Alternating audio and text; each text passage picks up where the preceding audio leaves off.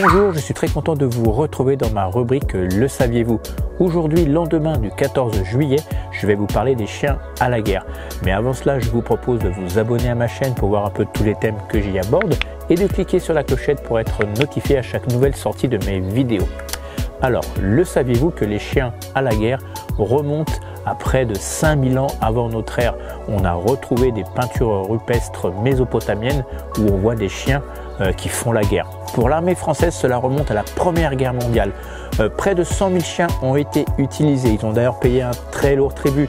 On ne connaît pas le chiffre exact, mais on estime à plusieurs milliers de chiens morts lors de la Première Guerre mondiale. On utilisait le chien pour différentes tâches. Il y avait le chien sanitaire qui servait après la bataille à repérer s'il restait des blessés.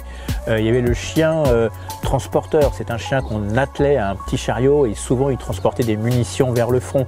Il y avait le chien guetteur, c'est un chien qu'on avait surtout dans les tranchées qui guettait et qui reniflait pour voir si les ennemis n'arrivaient pas. Il y avait aussi le chien messager, qui allait aussi des tranchées vers l'arrière pour emmener des messages. Aujourd'hui, l'armée française compte 1900 chiens. Plus de 1000 sont dans l'armée de terre.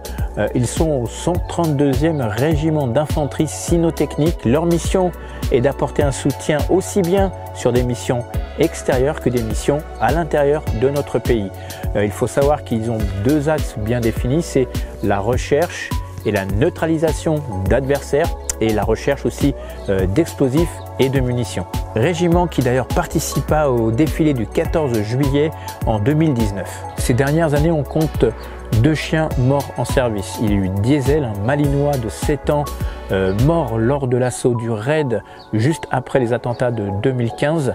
D'ailleurs, c'est la première fois que le raid perdait un chien. Et puis plus près de nous, Lucky, malinois lui aussi, qui faisait partie du célèbre bataillon Kieffer, bataillon de marine, qui est mort lui au Mali aussi lors d'une attaque contre des djihadistes, et beaucoup de personnes qui étaient là disent que grâce à lui beaucoup de vies ont été sauvées.